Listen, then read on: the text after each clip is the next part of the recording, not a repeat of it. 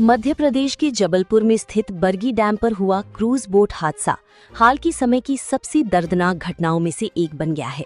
इस हादसे में कई लोगों की जान चली गई, जिनमें मां और छोटी छोटी बच्चे भी शामिल थे। ये हादसा सिर्फ एक दुर्घटना नहीं, बल्कि लापरवाही, खराब मौसम और सुरक्षा की कमी का मिला जुला परिणाम माना जा रहा है। कैसी हुआ हादसा? ये घटना 30 अप्रैल 2026 की शाम को बरगी डैम नर्मदा नदी पर हुई, जब एक पर्यटन क्रूज बोट अचानक तेज आंधी और लहरों की चपेट में आ गई। बताया जा रहा है कि बोट में करीब 30-40 यात्री सवार थे। शुरुआत में मौसम सामान्य था, लेकिन अचानक तेज हवाएं चलने लगी और पानी में ऊंची लहरें उठने लगी। कुछ ही मिनटों में हालात इतने बिगड़ गए कि क्रूज संतुलन खो बैठा और पलट गया। प्रत्यक्षदर्शियों के मुताबिक ये सब कुछ 30 सेकंड के अंदर हुआ। लोगों को संभलने का मौका तक नहीं मिला। मां और बच्ची की दर्दनाक मौत। इस हादसे की सबसे दिल तोड़ देने वाली तस्वीर एक मां और उसकी छोटी बच्ची की थी। जब शव निकाले गए तो कई जगहों पर मां अपनी बच्ची को सीने से लगाई हुई मिली, मानो आखिरी सांस तक उसे बचाने की कोशिश कर रही हो। एक रिपोर्ट के अनुसार कई परिवार इस ट्रिप पर घूमने आए थे, जिनमें छोटी बच्ची भी थी। प्रकार से एमपीटी के जो यहाँ पे प्रबंधक ने बताया,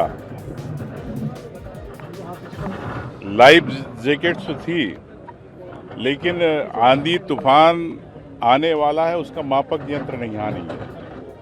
इतने बड़े डैम पे अगर मापक यंत्र नहीं है आंधी तूफान को देखने का, तो मैं तो समझता हूँ कि ये बड़ी आज एक घटना घटी है, इससे बड़ी दुर्घटना भी हो सकती है। तो डैम है इतना बड़ा बरगी डैम, और सरकार को निष्पक्ष रूप से इस पर जांच कराना चाहिए। जो भी जवाबदार लोग हैं जिनके कारण ये घटना घटी है, उन पर जवाबदारी तय होना चाहिए। अगर इस प्रकार की सरकारी लापरवाहियों पे अगर चूक से अगर कई परिवारों के अगर शोक होगा, तो निश्चित तौर से मैं समझता हूँ कि ये एक सरकारी लापरवाही के कारण एक हत्या है, और केस दर्ज होना चाहिए जिन लोगों की लापरवाही के कारण ये घटना घटी है। साथ में ये कहना चाहता हूँ कि मृतक आत्मा को शांति मिले। शोकाकुल परिवार को मैं संवेदना व्यक्त करता हूँ, उनको शक्ति दे इस पर। सर, मौसम विभाग ने पहले ही चेताया था, आधे मध्य प्रदेश में कल आंधी तूफान और बारिश का दौर था। दूसरी ओर देखेंगे आधे से ज़्यादा लोगों को लाइफ जैकेट नहीं दिए गए। मैं वही आपसे कह रहा हूँ कि इस पर सामने कि जब आपके अभी यहाँ के प्रबंधक ने आपके सामने मीडिया में एक्सेप्ट किया कि यहाँ पे मापक यंत्र ही नहीं है। जब आंधी तूफान अगर कहीं आ रहा है तो फिर आप बगैर सूचना के, बगैर जानकारी के लिए अगर आप शिप को अगर आप ले जा रहे हो, बोट को अगर पानी में ले जा रहे हो, तो सीधे सीधे लापरवाही बनती है। मैं समझता हूँ कि इसके अंदर सरकार, स्थानीय प्रशासन इस जांच को लेगा, और मुख्यमंत्री जी को इस पर तत्काल संज्ञान लेना चाहिए। सिर्फ औपचारिकताओं करने से नहीं होगा। इस प्रकार कई घटनाएं प्रदेश में हो रही है। कब सिरप की लेकर घटना घटी, मुख्यमंत्री चुप रहे। ये घटना घट गई, चुप रहे। भागीरथपुरा में घटना घट गई, दूषित पानी से चुप रहे। तो जो जवाबदार लोग हैं सिस्टम में, क्या सिस्टम में मुख्यमंत्री जी की पकड़ नहीं है?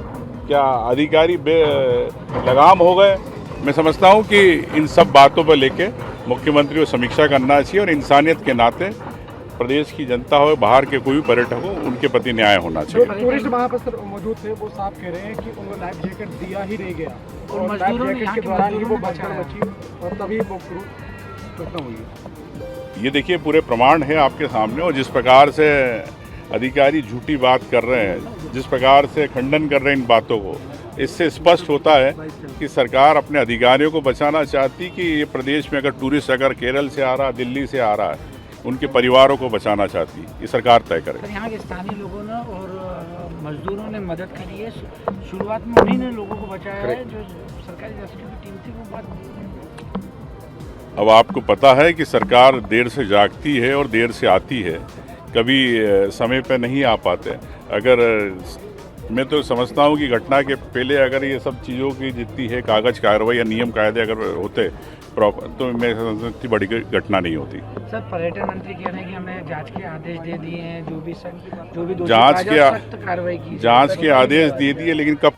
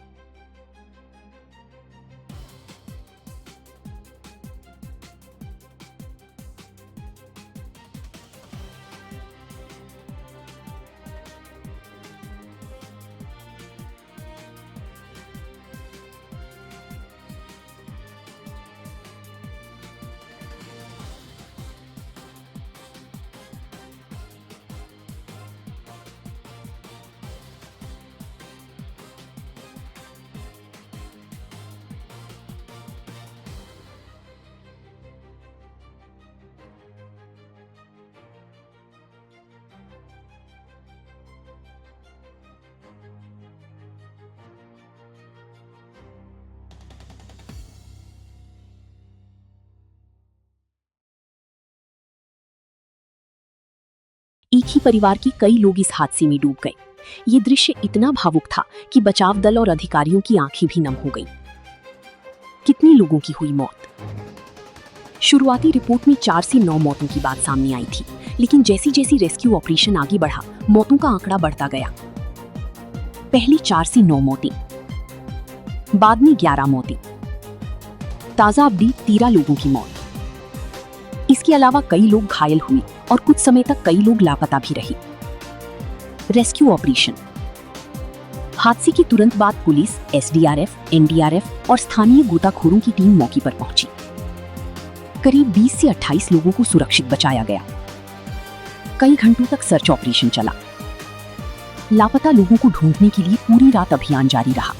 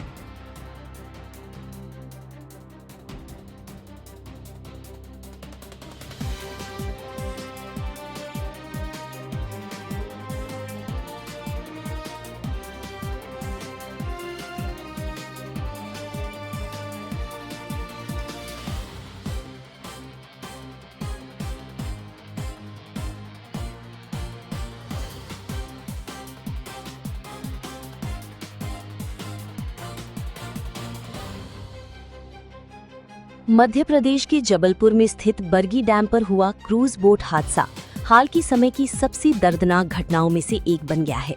इस हादसे में कई लोगों की जान चली गई, जिनमें मां और छोटे छोटे बच्चे भी शामिल थे। ये हादसा सिर्फ एक दुर्घटना नहीं, बल्कि लापरवाही, खराब मौसम और सुरक्षा की कमी का मिला जुला परिणाम माना जा रहा है। कैसे हुआ हादसा? ये घटना 30 अप्रैल 2026 की शाम को बरगी डैम, नर्मदा नदी पर हुई, जब एक पर्यटन क्रूज बोट अचानक तेज आंधी और लहरों की चपेट में आ गई।